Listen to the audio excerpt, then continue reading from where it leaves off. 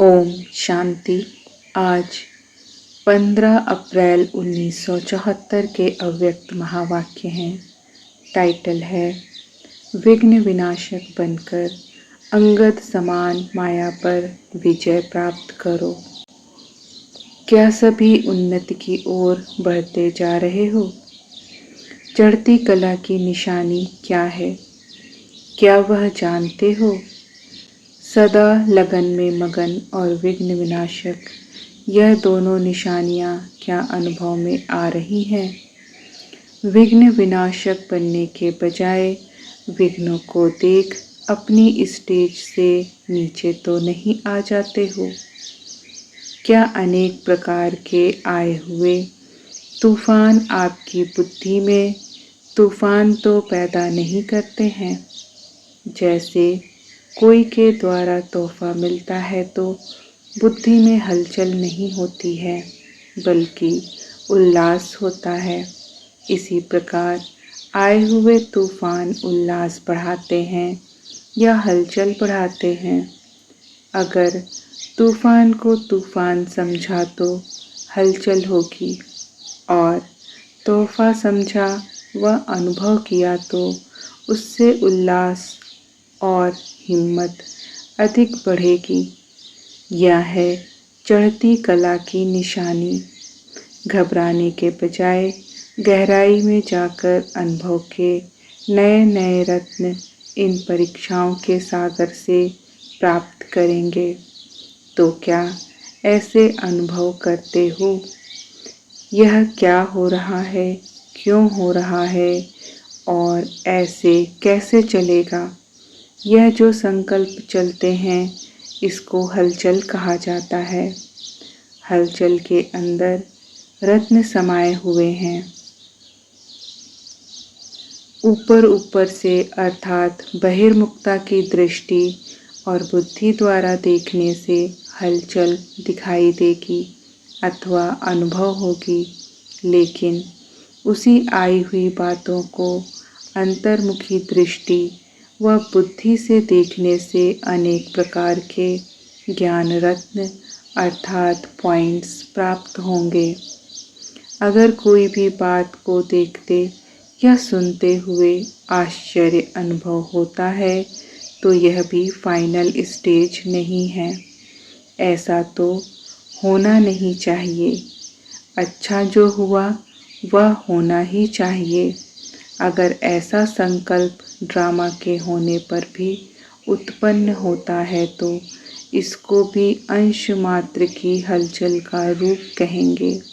अब तक यह क्यों क्या का क्वेश्चन का अर्थ है हलचल। विघ्न आना आवश्यक है और जितना विघ्न आना आवश्यक है अगर उतना यह बुद्धि में रहेगा तो उतना ही ऐसा महारथी हर्षित रहेगा। नथिंग न्यू, यह है फाइनल स्टेज। यदि कोई भी हलचल का कर्तव्य करते हो व पार्ट बजाते हो तो सागर समान ऊपर से हलचल भले ही दिखाई दे रही हो, अर्थात चाहे कर्मेंद्रियों की हलचल में आ रहे हो लेकिन स्थिति नथिंग न्यू की हो। एकाग्र, एक रस, एकांत अर्थात एक रचयिता और रचना के अंत को जानने वाले त्रिकालदर्शी की स्टेज पर क्या आराम से शांति की स्टेज पर स्थित हैं या कर्मेंद्रियों की हलचल आंतरिक स्टेज को भी हिलाती है? जब स्थूल सागर दोनों ही रूप दिखाता है तो क्या मास्टर ज्ञान सागर ऐसा रूप नहीं दिखा सकते? यह प्रकृति ने पुरुष से कॉपी की है। आप तो पुरुषोत्तम हो।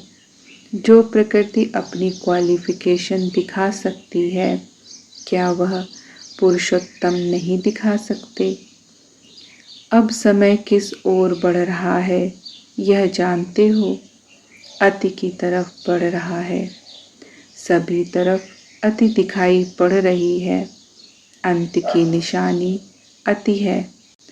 तो जैसे प्रकृति समाप्ति की तरफ अति में जा रही है, वैसे ही संपन्न बनने वाली आत्माओं के सामने अब परीक्षाएं व विघ्न भी अति के रूप में आएंगे। इसलिए आश्चर्य नहीं खाना है कि पहले यह नहीं था, अब क्यों है, यह आश्चर्य भी नहीं।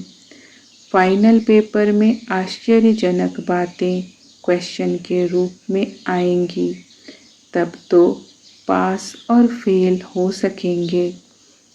ना चाहते हुए भी बुद्धि में क्वेश्चन उत्पन्न ना हो, यही तो पेपर है, और है भी 1 सेकंड का ही पेपर। क्यों का संकल्प चंद्रवंशी की क्यों में लगा देगा। पहले तो सूर्यवंशी का राज्य होगा ना, चंद्रवंशियों का नंबर पीछे होगा, तो उनका राज्य के तख्त नशीन बनने की क्यों में नंबर आएगा। इसलिए एक रस स्थिति में स्थित होने का अभ्यास निरंतर हो। समस्या के सीट को संभालने नहीं लग जाओ, लेकिन सीट पर बैठ समस्या का सामना करना है। अब तो समस्या सीट की याद दिलाती है। विघ्न आता है तो विशेष योग लगाते हो और भट्टी रखते हो ना। इससे सिद्ध होता है कि दुश्मन ही शस्त्र की स्मृति दिलाते हैं, लेकिन स्वतः और सदा स्मृति नहीं रहती। निरंतर योगी हो या अंतर वाले योगी हो, टाइटल तो निरंतर योगी का है ना। दुश्मन आवे ही नहीं, समस्या सामना ना कर सके। सूली से कांटा बनना यह भी फाइनल स्टेज नहीं। सूली से कांटा बने और कांटे को फिर योग अग्नि से दूर से ही भस्म कर दें। कांटा लगे और फिर निकालो, यह फाइनल स्टेज नहीं है।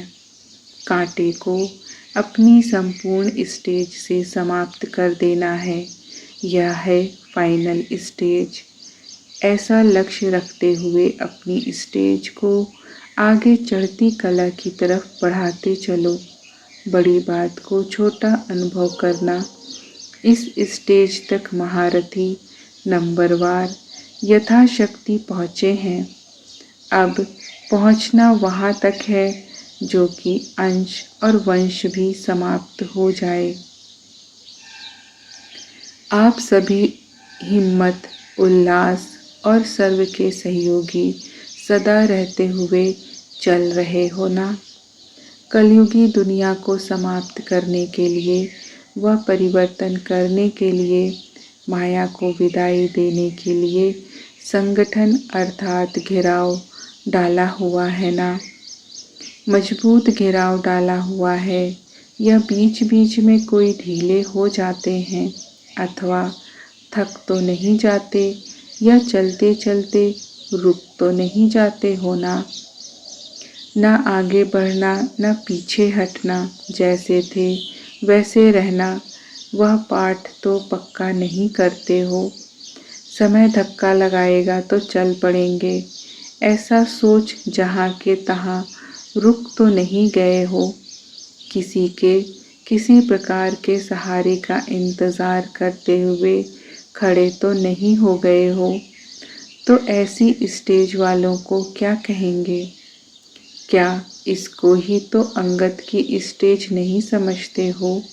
अगर ऐसे रुक गए तो फिर लास्ट वाले फास्ट चले जाएंगे। जब भी पहाड़ों पर बर्फ गिरती है और जम जाती है तो रास्ते रुक जाते हैं, तो फिर बर्फ को गलाने के लिए व उसे हटाने के लिए विशेष पुरुषार्थ करते हैं ना। यहाँ भी अगर बर्फ के माफिक जम जाते हो तो इससे सिद्ध होता है कि योग अग्नि की कमी है। योग अग्नि को तेज करो तो रास्ता क्लियर हो जाएगा। मिली हुई हिम्मत और उल्लास के पॉइंट्स बुद्धि में दौड़ाओ, तो रास्ता क्लियर हो जाएगा। अब की रिजल्ट में ऐसे आधा ही चल रहे हैं, इसलिए इसको आगे बढ़ाओ। यह रिजल्ट क्या पुरुषोत्तम आत्माओं को अच्छी लगती है? इसलिए न पुरुषार्थ की गति में अंगत बनो, न माया से हार खाने के लिए अंगत बनो, बल्कि विजयी बनने के लिए अंगत बनना है। अच्छा, ऊंचे ते ऊंच बाप द्वारा पालना लेने वाले, विश्व की पालना करने वाले, विष्णु कुल की श्रेष्ठ आत्माएं, प्रकृति को परिवर्तन करने वाली पुरुषोत्तम आत्माएं, विश्व के आगे साक्षात्कार मूर्त प्रसिद्ध होने वाली आत्माएं और योगी तु आत्माओं के प्रति बाप दादा का याद प्यार और गुड मॉर्निंग। ओम शांति।